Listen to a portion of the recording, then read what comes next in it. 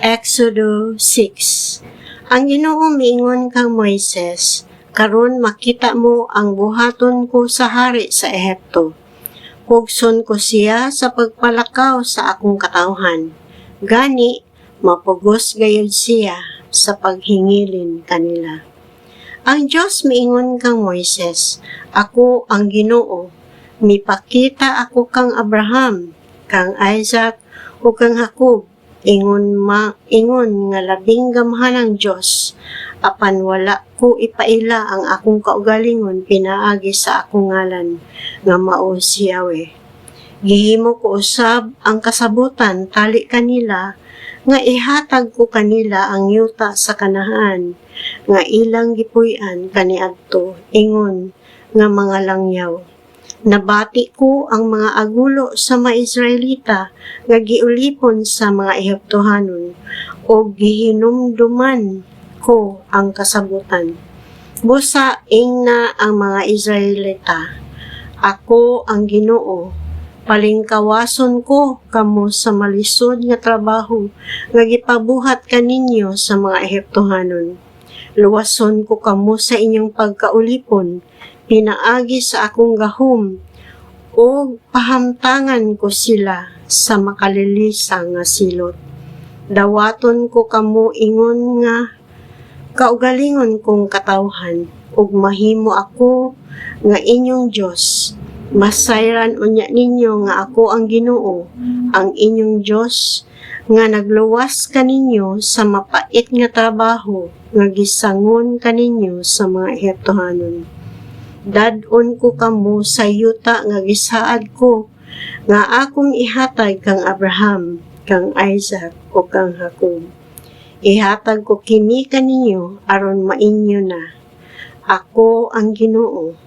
Gisulti kini ni Moises ngadto sa mga Israelita, apan wala sila magtagad kaniya. Nawad-an naman silang paglaom tungod sa kapait sa ilang pagkaulipon. Unya, miingon ang Ginoo kang Moises, adtua og sultihi ang hari sa Ehipto nga kinahanglan pabiyaon niya ang mga Israelita sa iyang yuta. Apan miingon si Moises sa Ginoo, kun ang mga Israelita wala magtagad kanako ang hari pa kaha, dugang pa dili ako maayong musulti. Unya, gisugo sa Ginoo si Moises o si Aaron nga pasultihan ang mga Israelita o ang hari sa Ehipto, nga gisugo sila niya pagdala sa mga Israelita gawas sa Ehipto. Mao kini ang mga katigulangan nila ni Moises o ni Aaron.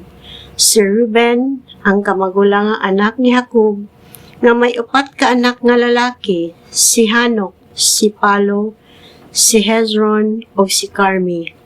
Si Simeon may 6 ka anak nga lalaki, si Jemuel, si Jamin, si Ohad, si Joaquin, Hakwin, si Johar, o si Shaul nga anak ug bayng Kanaanhon.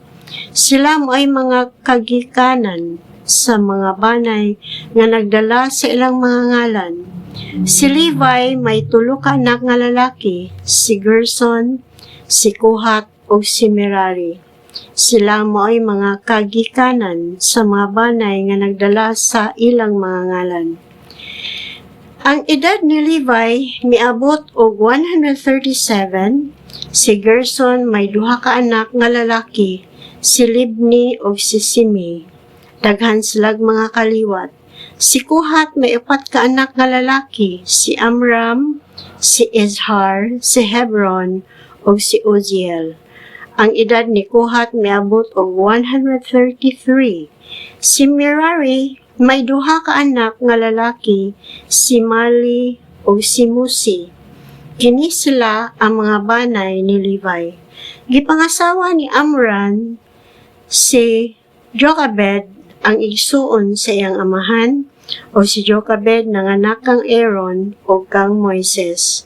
Ang edad ni Amram miabot og 137. Si Izhar may 3 ka anak nga lalaki, si Korah, si Nepheg, o si Sikri. Si Uziel usab may tulo ka anak nga lalaki, si Misael, si Elsaphan o si Setri.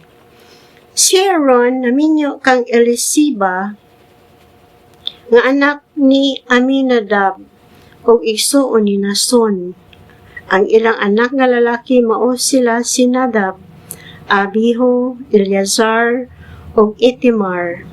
Si Korah may tulo ka anak nga lalaki, si Aser, si Elkanah o si Abiasaph.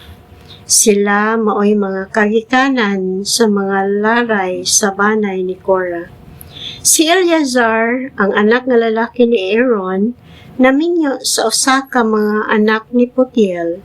Ang ilang anak mao si Pinehas. Kini sila ang mga pangulo sa mga panimalay sa mga Levita, sumala sa ilang kabanayan. Mao kini si Aaron o si Moises nga giingnan sa Ginoo. Undo ka ang mga Israelita sumala sa ilang banay o pagawasa gikan sa Ehipto. Sila si Moises o si Aaron ang nagsulti sa hari nga palakton niya ang mga Israelita.